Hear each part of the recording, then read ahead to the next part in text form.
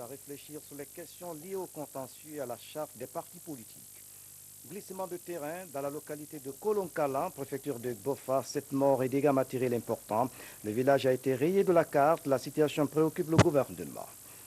L'usine de jus de fruits de cancan soulage les producteurs. Une importante quantité d'orangers vient d'être fournie par les paysans de Dalaba. Mesdames et messieurs, bonsoir. Merci de votre attention et bienvenue dans cette édition qui s'ouvre sur par un décret du chef de l'État, décret D 2015. 171 PRG SGG fixant les dates d'ouverture et de clôture de la campagne électorale pour l'élection présidentielle du 11 octobre 2015. Le président de la République, vu la Constitution, décrète, article 1er, la campagne électorale pour l'élection présidentielle du 11 octobre 2015 se déroulera sur toute l'étendue du territoire national du jeudi 10 septembre 2015 au samedi 10 octobre 2015 à minuit. Article 2. Le président de la Commission électorale nationale indépendante, CENI, la présidente de la Haute Autorité de la Communication, le ministre d'État chargé de la Justice, garde des Sceaux, le ministre d'État chargé de l'Économie et des Finances, le ministre de l'Administration du territoire et de la décentralisation, le ministre de l'Intérieur sont chargés chacun en ce qui le concerne de l'application du présent décret. Article 3. Le présent décret qui prend effet à compter de sa date de signature sera enregistré et publié au journal officiel de la République, Conakry, le 9 septembre 2015, signé professeur Alpha Condé. Justement, présidentielle du 11 octobre 2015, le ministère de la Communication a rendu publique la liste des équipes multimédia désignées pour la couverture médiatique des candidats. C'est à la faveur d'un tirage au sort qui s'est déroulé sous l'œil vigilant d'un huissier de justice. Chaque candidat aura une équipe de reportage. Tierno Younousayan, le reportage. 8 candidats compétissent au compte du scrutin présidentiel du 11 octobre. Ils ont 30 jours de campagne pour convaincre les populations en vue de mobiliser le maximum d'électorats. Pour la visibilité de leurs actions, 8 équipes de médias du service public sont désignées à cet effet. À travers un tirage au sort, chaque postulant à la magistrature suprême se voit attribuer une équipe de reportage multimédia de 4 personnes et un chauffeur. La presse reste le baromètre de la bonne gouvernance démocratique. Votre neutralité et votre impartialité doivent rimer avec efficacité et responsabilité pour que vive une campagne réussie, une campagne où l'égalité de chance est accordée à tous les candidats. On ne souhaiterait pas qu'il y ait des problèmes à notre niveau, surtout au ministère de la Communication. C'est pourquoi nous avons procédé aujourd'hui au tirage au sort. Le tout s'est déroulé devant un huissier de justice. La procédure obéit au principe de transparence et d'équité des leaders sur les médias de service public. Tout ce qui doit être fait doit quand même avoir une certaine empreinte de sonalité et de formalisme. Et là, c'est surtout les raisons d'équité, de transparence, qui font que chaque fois qu'on a affaire à des cérémonies, comme ça, il faut appeler un homme de loi qui puisse venir parrainer et faire la part des choses. Dans chaque groupe, un chef est choisi pour conduire l'équipe, histoire de restituer les échos de la campagne en toute responsabilité et en toute impartialité. Hier déjà, lors du passage des candidats à l'antenne des médias publics et privés a été fixé par la HAC, la Haute Autorité de la Communication. C'est à l'issue d'un tirage au sort. La cérémonie s'est déroulée en présence des représentants des partis politiques en lice, des présidents des institutions nationales et internationales. Suivez le reportage de nos confrères de TATV.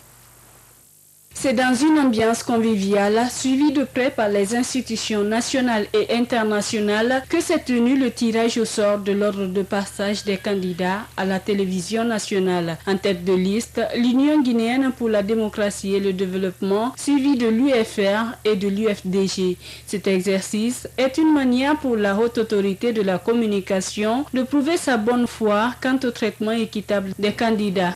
Cette pratique, qui s'inscrit dans le souci du traitement équitable de tous les partis engagés dans la course, relève de l'une des missions assignées à notre institution.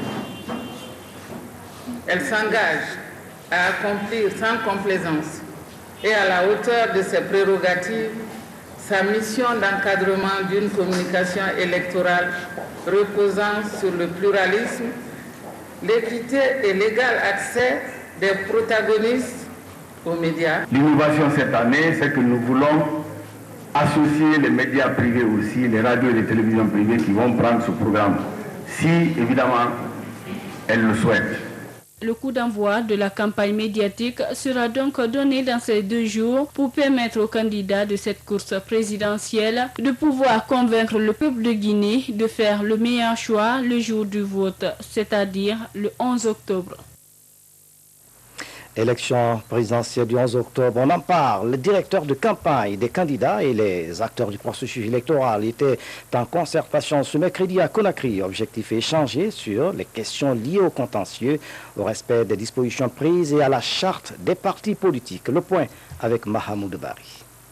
Ils sont candidats à l'élection présidentielle prochaine, directeurs de campagne, membres des QG des partis politiques en lice et représentants de la CENI et les partenaires à prendre part à cette séance d'échange sur le processus électoral en cours en Guinée. La démarche vise à réfléchir sur la tenue d'une élection apaisée et crédible. Il était question d'indiquer aux acteurs, les 8 candidats en compétition, les voies de recours éventuelles qui peuvent résulter d'un contentieux et puis la procédure à suivre au niveau des juridictions appropriées pour qu'il y ait ces voies à explorer pour éviter des contestations violentes parce qu'une élection est toujours anxiogène.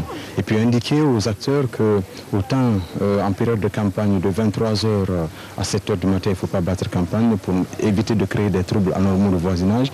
Autant il faut indiquer également à toute l'administration que ce n'est pas normal de battre campagne en enceinte d'une administration parce que c'est interdit par l'article 52 de la loi électorale. Pour les candidats à l'élection présidentielle, cet exercice améliore le processus électoral tout en facilitant la prise en compte des préoccupations. Les élections, c'est quoi? C'est juste un débat d'idées, c'est un échange de programmes. Donc les choses ne doivent pas être passionnées. On doit simplement voir quel est le programme qui sied le plus et quel est le programme qui va permettre au pays de sortir de la pauvreté. Je pense que c'est sur ça simplement qu'on doit axer notre réflexion. Et les acteurs politiques, moi-même j'en suis une, on doit faire en sorte que ces élections se déroulent bien sans problème. Je retiens que c'est une réunion utile dans la mesure où ça permet de dire tout haut ce que chacun pense tout bas. NDI va former des formateurs, des partis politiques. Malheureusement, ils ne peuvent pas former, n'est-ce pas, l'ensemble des délégués qu'on va déployer. Il est toujours bien qu'on se retrouve, qu'on discute, qu'on puisse échanger sur les préoccupations, sur les inquiétudes concernant ce processus électoral. Créer une confiance entre les acteurs du processus électoral est une nécessité pour la crédibilité du scrutin présidentiel. Les partenaires du processus électoral guinéen ont promis de former 2000 observateurs de la société civile et une centaine de délégués électoraux. Des guides à l'intention des membres des bureaux de vote seront élaborés pour assurer la crédibilité des opérations sur le terrain, un engagement apprécié par les différents candidats. L'autre temps fort de cette édition, le président de la République, professeur Alpha Condé, poursuit sa tournée à Moyenne-Guinée. Professeur Alpha Condé a été vivement accueilli à Dalaba. Attentif aux préoccupations des populations, le chef de l'État a promis de faire face aux besoins des jeunes et des femmes, surtout en matière d'infrastructure et de financement des microprojets. Voici le compte-rendu signé de Sanassi Keita. Koba, Kala, Niamfaran, Kouroumaninka, Fugumba, Diting, Kebali et Eriko sont des sous-préfectures et districts de Dalaba. Ces zones rurales ont été visitées ce mardi 8 septembre 2015 par le président de la République.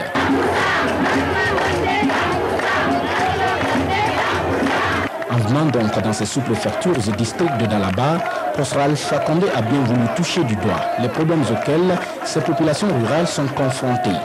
Partout dans ces localités, l'ambiance est de taille.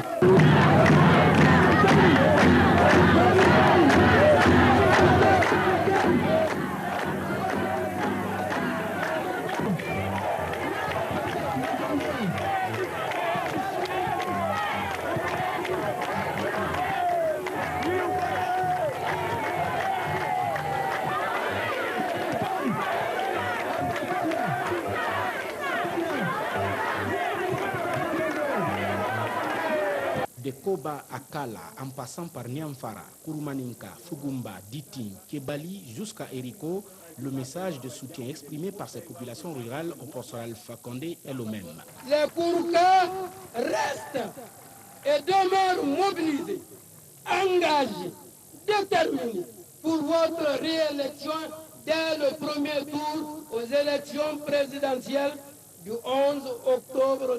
Nous vous réaffirmons sans ambiguïté que la population de Kébali est résolument déterminée à vous soutenir et à vous accompagner dans votre politique de changement axée essentiellement sur la paix, l'unité nationale et le développement socio-économique de notre chère Guinée.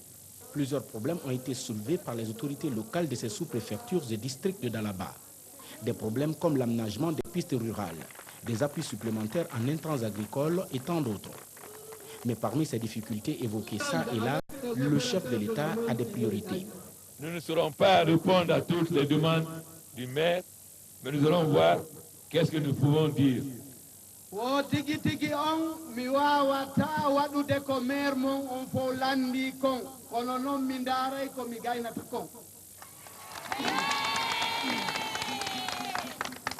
Je commence par les femmes, parce que ma première préoccupation, c'est d'abord la situation des femmes.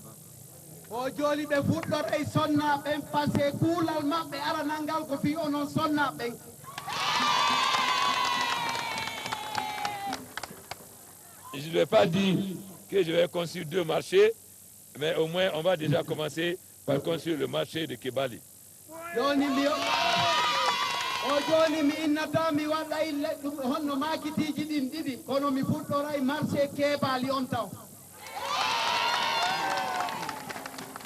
Ensuite, le microcrédit.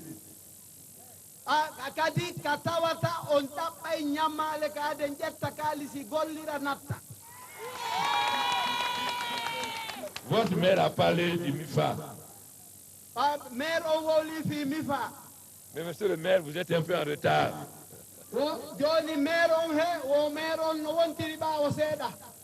Le directeur général d'Afriland Bank est actuellement à Dalaba.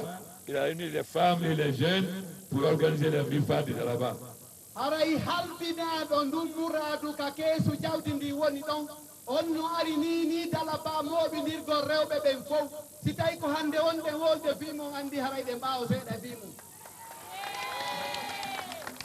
Donc Dalaba et ses sous-préfectures vont avoir leur MIFA.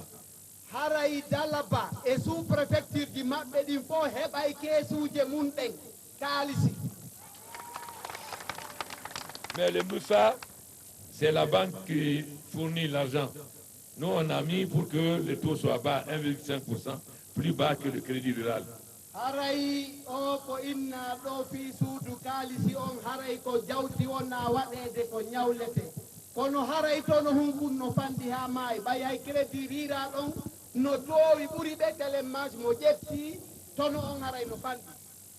Mais malgré ça, nous savons que les femmes de Kébali ne sont pas riches.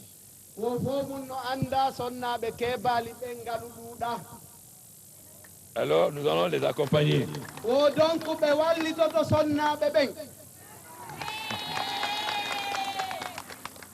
Pour faciliter leur caisse, nous allons leur donner 50 millions pour mettre dans leur caisse. Dans cette dynamique de soutien aux femmes et aux jeunes, surtout les plus vulnérables, le directeur général de Afriland First Bank rassure. Nous sommes passés dans les campagnes, nous sommes passés dans les hameaux et nous avons trouvé beaucoup de pauvreté. Il est question que cette couche de pauvreté que nous avons trouvée se transforme en un îlot de prospérité. Donc, si je peux parler d'acquis, il y en a 3. Le premier acquis, c'est qu'en Guinée, nous avons un seul ennemi, à savoir la pauvreté. Deuxièmement, les jeunes et les femmes ont pris l'engagement véritablement de combattre cet ennemi. Et ils ont tout le soutien du président de la République. Parce qu'à travers le modèle MCD et MUFA, nous allons lutter contre la pauvreté à la base. Et enfin, nous avons le grand soutien du président de la République qui rêve d'une Guinée où la pauvreté n'est plus qu'un triste souvenir. À savoir une Guinée où, dans les campagnes, dans les hameaux, on transforme nos richesses naturelles en richesses véritablement sociales pour nous permettre d'améliorer notre développement et notre épanouissement. En plus des usines déjà construites à travers le pays, le chef de l'État pense aussi à la construction de plusieurs autres. Nous allons commencer à construire aussi une usine d'alimentation de bétail et de volailles.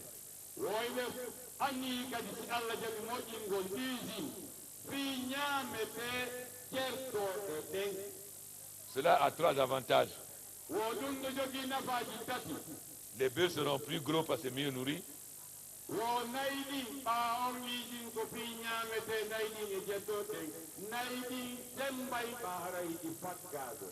Ils n'iront plus sur les champs des paysans pour détruire les récoltes, ce qui entraîne beaucoup d'affrontements entre les éleveurs et les paysans.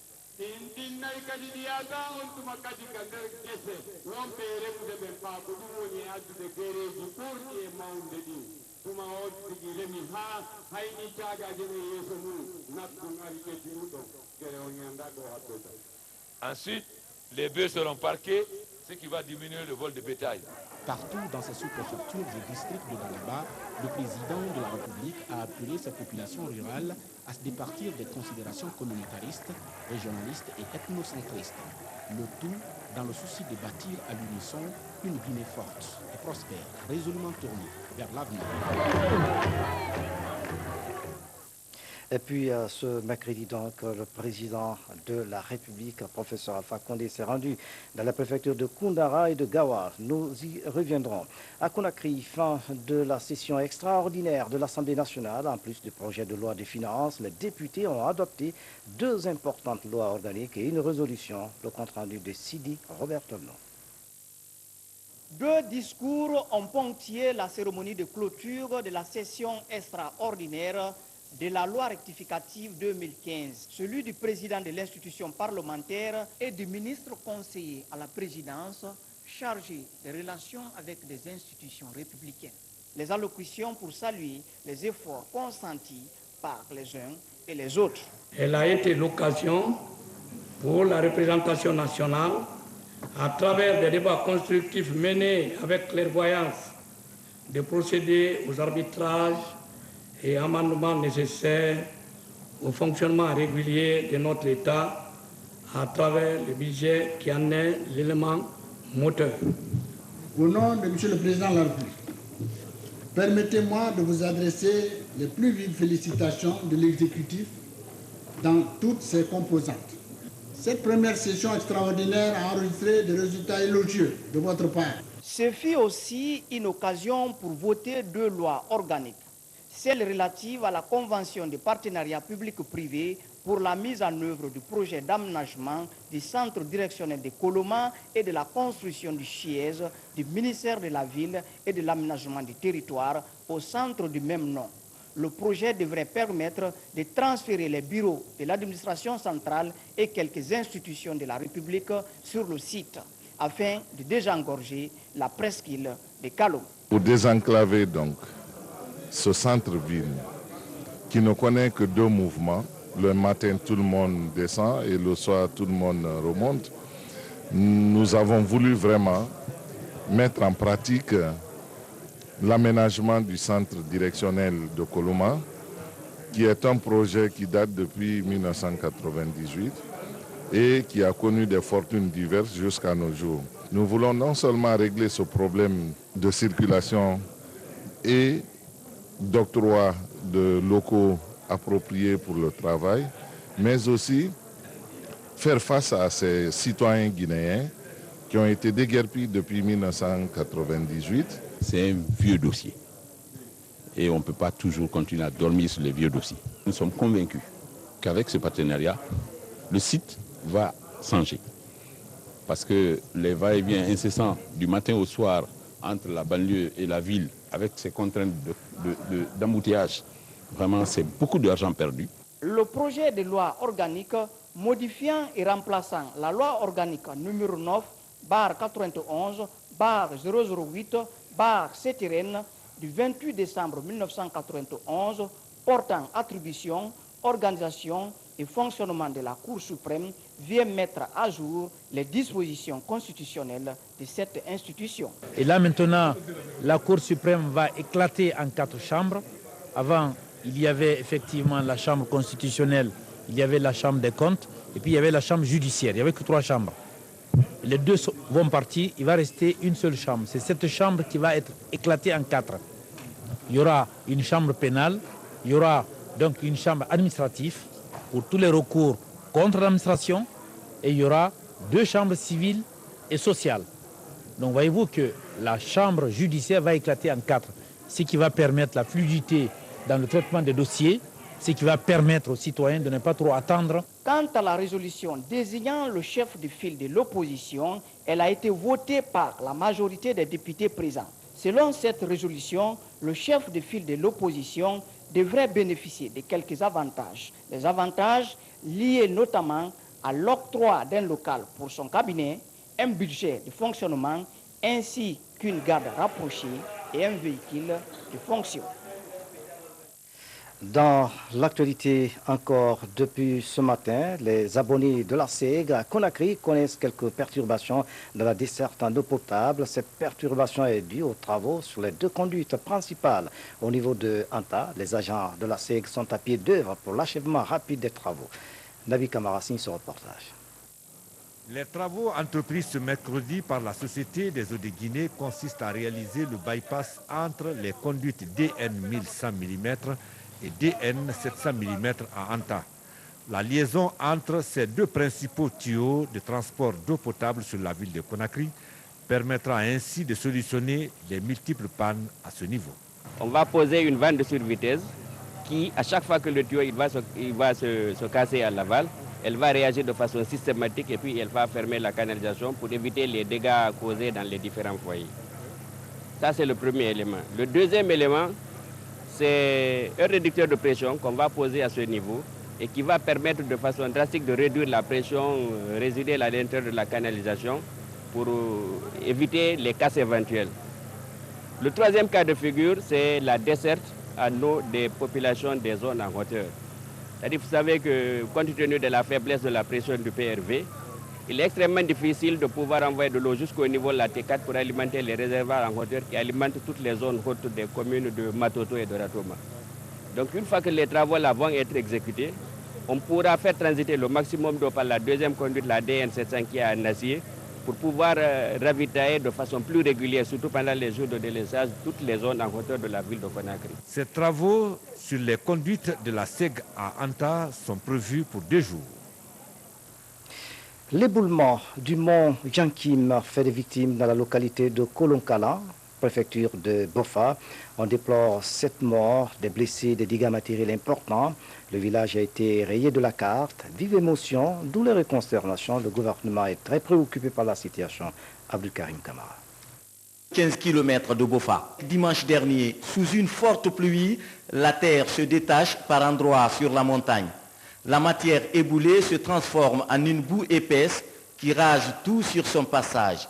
En moins de 2 heures, sur cette surface, la boue fait disparaître, comme dans un gouffre, les habitations du village de Kolonkola, sous-préfecture de Tounifili. 7 personnes en sont mortes, dont 4 retrouvées et 19 autres blessés.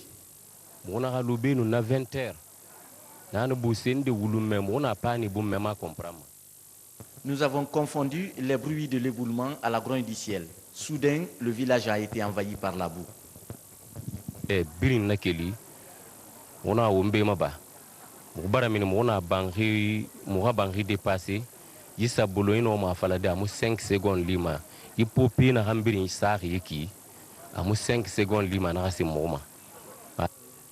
Lundi, 9 blessés sont admis à l'hôpital de Bofa. Le ministère de la Santé a tout de suite expédié des médicaments pour des soins d'urgence. Le gouvernement n'a pas tardé à mobiliser de l'aide. 5 tonnes de riz, des bidons d'huile et du savon ont été acheminés par le Service national d'action humanitaire du département de l'administration du territoire. Il a pris en charge l'effectif, ce que je disais tantôt. Je remercie toutes les autorités préfectorales par rapport aux premières mesures d'urgence qui ont été prises avant que nous venions en appui. Donc depuis hier, ces blessés sont vraiment dans de très bonnes mains et il y a plus de peur que de mal. C'est des Guinéens qui sont morts. Ils n'ont pas souhaité. C'est naturel. Les habitants qui parlent encore que la montagne, il y a du grognement qu'on entend, de grondement. Et donc, ça, c'est inquiétant. Nous sommes en train de les sensibiliser, qu'ils s'éloignent encore de ces montagnes, alors pour ne pas qu'il y ait plus de catastrophes. Et donc, nous allons, avec les autorités locales, les sensibiliser et trouver les villages environnants qui peuvent abriter ces ménages déplacés. La route qui mène à Kolonkola est aussi méconnaissable par l'action de l'eau. Des dommages collatéraux avec certains villages sont enregistrés. Les recherches se poursuivent pour retrouver les 3 autres corps. Dans la préfecture de Madiana, la production a connu une nette amélioration. Ceci grâce aux engrais offerts par le gouvernement. Les agriculteurs peuvent se frotter les mains. La relance de l'usine de jus de fruits de Cancan épargne les producteurs de la perte des fruits. Les paysans de Tamirouré et Miti, dans la préfecture de Dalaba, viennent de fournir une importante quantité d'orangers à l'usine de jus de fruits de Cancan. Ansman Toumani Kamara, reportage. À environ 3 km de Miti Centre, la localité de Petit Tamikouré est l'un des greniers de la préfecture de Dalaba. Cette année, la récolte d'oranges est d'envergure pour fournir de la matière première à l'usine de jus de fruits de Cancan. C'est une première pour ces paysans confrontés durant des années à la perte de leur production dans ces vastes plantations de fruits. Avant, on travaillait beaucoup, on n'avait pas d'aide.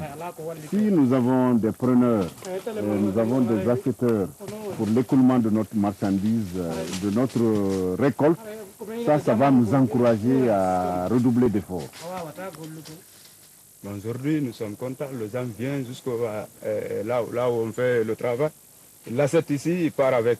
On ne déplace plus. On prend seulement notre argent. Les agrumes cueillis sont par la suite rassemblés, comptés par les paysans eux-mêmes et achetés sur place par une équipe de l'usine dépêchée sur le terrain. Nous sommes contents pour l'usine. C'est un soulagement pour nous. Nous ne parcourons plus des kilomètres pour vendre nos produits. Et c'est nous, producteurs, qui avons fixé le prix. Je suis très satisfait. Il y a une collaboration entre les producteurs de la Haute-Guinée et les producteurs de la Moyenne-Guinée. C'est pourquoi nous sommes venus jusqu'à la base, comme pour dire que l'usine jus de fruits de Cancan ne se limite pas à la Haute-Guinée seulement, mais nous venons jusqu'à Moyenne-Guinée. Et j'ose vous dire que le premier fruit qui sortira, le premier jus qui sortira à l'usine jus de fruits en orange, ça va être l'orange de Dalaba. Ces oranges transportées à Cancan sont d'abord triées et traitées avant d'être transformées. Le jus produit est made in Guinée et tout naturel. Et c'est cela l'autre volet de la politique gouvernementale. Le Guinéen nourrit le Guinéen. Toumani, merci pour ce reportage. 500 jeunes d'Afrique de l'Ouest dans cette Guinéen ont bénéficié du programme Le Mandela Washington de Barack Obama. De retour au pays, la délégation guinéenne a été reçue par le ministre de l'Action sociale, de la promotion féminine et de l'enfance. Les précisions de Marie-Angélique Bangoura. Le Mandela Washington Fellowship, l'un des plus grands programmes américains. Initié par Barack Obama, le programme a réuni le 19 juin dernier plus de 500 jeunes leaders d'Afrique subsaharienne dans l'une des prestigieuses universités américaines. Objectif, renforcer leurs capacités en matière de leadership. Parmi eux, 7 jeunes, dont 3 filles de Guinée. Fatima fait partie des lauréats. Elle rentre en Guinée pleine d'espoir. Il y a eu 50 000 postulants dont 500 ont été retenus et 7 jeunes Guinéens ont participé à cette formation. J'étais à Commonwealth University à Richmond où j'ai fait une formation de 5 semaines sur le public management et ensuite j'ai passé une semaine de formation à Washington où on devait faire le sommet avec le président Barack Obama. Le but de Fatima est d'apporter sa contribution au développement socio-économique de la Guinée. Sa rencontre avec la ministre de l'Action sociale et de la promotion féminine est l'occasion d'expliquer son projet. Ce diplôme est une autre responsabilité qui m'incombe pour pouvoir impacter, aider les jeunes, mais aussi les femmes dans notre pays. C'est un atout pour la Guinée parce que c'est une Guinéenne qui l'a réussi. Et quand on lui donnait le diplôme, sur son nom, on a ajouté son pays. Donc toute la Guinée doit se réjouir de ce diplôme et se battre pour que cette formation qu'elle a reçue soit démultipliée au niveau de 50 000 postulants qui n'ont pas eu la chance d'occuper les mêmes places dans la même école qu'elle. Fatima occupe plusieurs postes en Guinée. Elle est directrice générale de l'agence de communication Guinean Queens, porte-parole des filles et femmes des partis politiques de Guinée et présidente de la Ligue de basketball de Conakry. Et puis, en plus bref, le ministère de l'enseignement technique, de la formation professionnelle, de l'emploi et du travail communique les concours d'entrée dans les écoles nationales techniques et professionnelles au compte de la session 2015-2016 seront organisés suivant le programme ci-après. Pour toutes les écoles de type A, l'accès se fera par voie de concours organisé du lundi 21 au dimanche 27 septembre 2015 au niveau des chefs-lieux de préfecture. L'accès dans les écoles de type B se fera par voie de concours organisé du lundi 21 au dimanche 27 septembre 2015 au niveau des chefs-lieux des régions administratives. Les directeurs régionaux de l'emploi, de l'enseignement technique et de la formation professionnelle et les directeurs préfectoraux de l'éducation sont invités à prendre toutes les dispositions nécessaires pour le bon déroulement du concours, signé le ministre Damatan Albert Camara.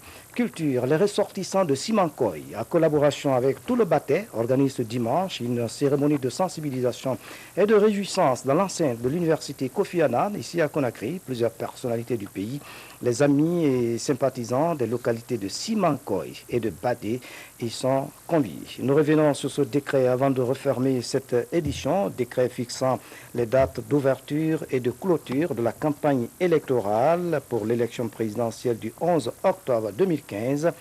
Le président de la République, vu la Constitution, décrète, article 1er, la campagne électorale pour l'élection présidentielle du 11 octobre 2015 se déroulera sur toute l'étendue du territoire national du jeudi 10 septembre 2015 au samedi 10 octobre 2015 à minuit. Article 2, le président de la Commission électorale nationale indépendante, CENI, la présidente de la Haute Autorité de la Communication, le ministre d'État chargé de la Justice, garde des Sceaux, le ministre d'État chargé de l'économie et des finances, le ministre de l'administration du territoire et de la décentralisation, le ministre de l'Intérieur sont chargés chacun en ce qui le concerne de l'application du présent décret. Article 3, le présent décret qui prend effet à compter de sa date de signature sera enregistré et publié au journal officiel de la République, Conakry, le 9 septembre 2015, signé professeur Alpha Condi. C'est la fin de cette édition. À tous, merci de nous avoir suivis. Excellente soirée. Où que vous soyez dans le monde. À demain.